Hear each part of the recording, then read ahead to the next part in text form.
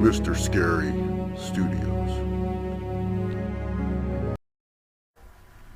Number 1. I live in part of Glasgow in Scotland. That isn't that nice. There's a lot of heroin addicts, alcoholics about. This happened to me last week. I am an 18-year-old female. I live in a large block of flats with my mom. I was looking out the window last week sometime, very early in the morning. It was around 7 a.m. I was just about to get ready for work, but was waking up, and I could see this man stood near my building. He was wearing a cream trench coat, and he had a briefcase. He honestly reminded me of an Inspector Gadget. I noticed that he was spraying something all over his body and head. Every 10 seconds or so, he would spray this can of stuff all over him, which I thought was a little strange, but thought it was probably a smack head and confused getting ready for work, and continued getting ready for work. Around 7:30, I was ready for work, so I left my flat, took the lift. I didn't even check to see if the man was there. When I got outside, he was still there, spraying this stuff on himself, and looking dead on into the distance, not even blinking. I had a good look at him, and he was spraying all over himself was widescreen de-icer, the stuff you spray on your car windows when it's icy. There are 2 more cans of it next to him on the floor. I thought, what the fuck, mate? But once again, am kind of used to seeing people doing strange things around where I live, so I just walked past him, crossed the road, and waited at my bus stop. Next to my bus stop, there is a huge space that I can only describe as a concrete wasteland. It's massive and full of shit like broken glass and burnt things. Anyways, I was waiting around 10 minutes. Could still see the crazy guy across the road spraying himself. He suddenly turned around and started walking towards me. I pure shit myself. My guts felt like they were going to fall out my arse. He marched right past me and stood around a meter behind me. Sprayed himself once again and then started to try to talk to me. He said, "Hen, come for a walk with me over there." I said no abruptly. He said it again, but this time it sounded angrier. I told him to fuck off this time. He then screamed at me, and this was a very loud scream. "Come for a fucking walk with me now." And he opened his coat as if he was about to get something out of it.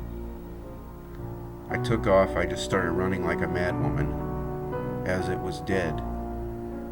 There was no one around, and I thought I was going to die. When I kept looking back, I was running away. He was stood there, looking into the distance once again, spraying himself all over with the de-icer. Clearly he was mentally not very well, but de-icer guy, let's never meet again, please. Number 2.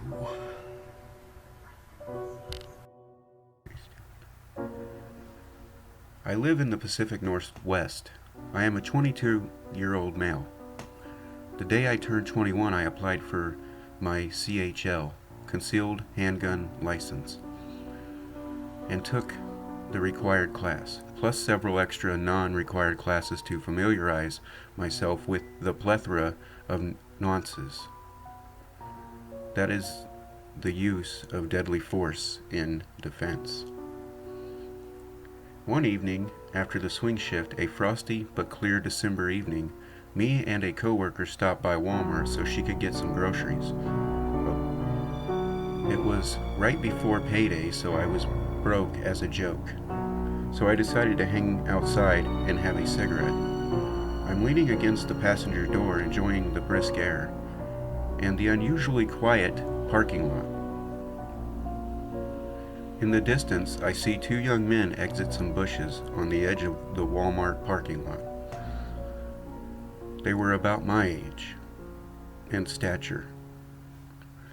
They nonchalantly started walking in my direction, which was the first red flag, approximately 50 feet out from me. They split up. One started walking behind the car, and the other approached me from the front. As the one gentleman approaches from the front, he says loudly, "Hey bro, let me burn a smoke." Out of my peripheral vision, I see creeper number 2 through the car windows, sneaking around to the front of the car. I knew I was about to get jumped.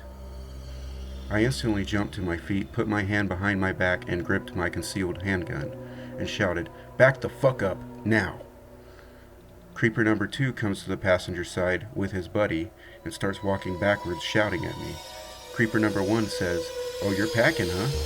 "Me too. What are you gonna do?" I remained silent, ready to defend myself, as they continued walking away, heckling and screaming obscenities at me. Sorry if my story is bad, I'm typing on my phone. So 2 punks from Wally World? Let's not meet again. Number 3. I spent a month in the ICU roughly 3 years ago because of a botched exploratory laparoscopy on my abdomen, heavily doped up until the entire time and knocking on death's door. My mom was literally calling me friends, urging them to come say goodbye. Sick as absolute fuck. So I said I was high as shit. This is important because it's the only logical reason this happened. Or didn't. I don't know. I was lying in bed watching nighttime soaps with Mom and my Uncle Hans. Lights are mostly off, and it's almost dark outside. My nurse comes in to do my breathing thingy, and I look over at the closet to my right, which is obviously full of junk. My mom moved into the hospital room with me. Slept there every night on a chair or the floor if she had to. Now that's dedication. And I swear to goddamn hell, there was a dude standing in there. Just a tall black silhouette, wearing a bowler hat, and I later saw a long coat.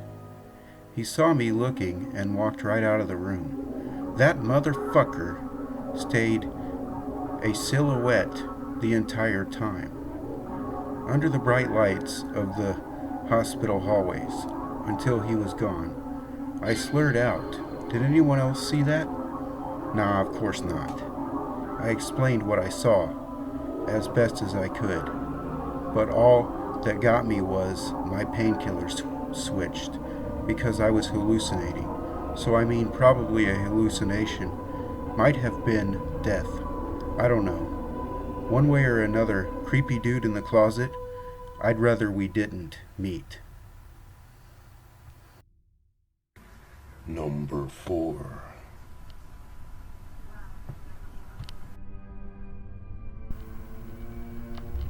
When my daughter was 2, I found her twirling paper towel tubes tied with twine in the air. I asked her what she was doing. She said she was practicing her nunchucks. I was very confused, as she'd have no way of knowing what they are.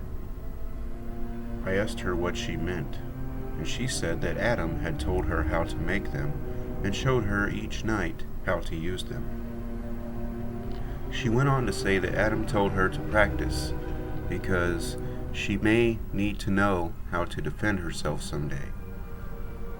I almost freaked out, but asked her what Adam looked like. She said he was tall, blonde, and had blue eyes.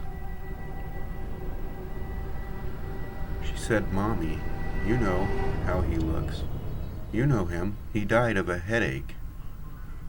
I had to leave the room. You see, 4 months before she was born, my tall, blonde, blue-eyed martial arts pro friend had died of a brain aneurysm at 27. She has not spoken of him since that day. So I'm not sure if I'm scared if I scared her with my reaction, or if she had completed her lessons.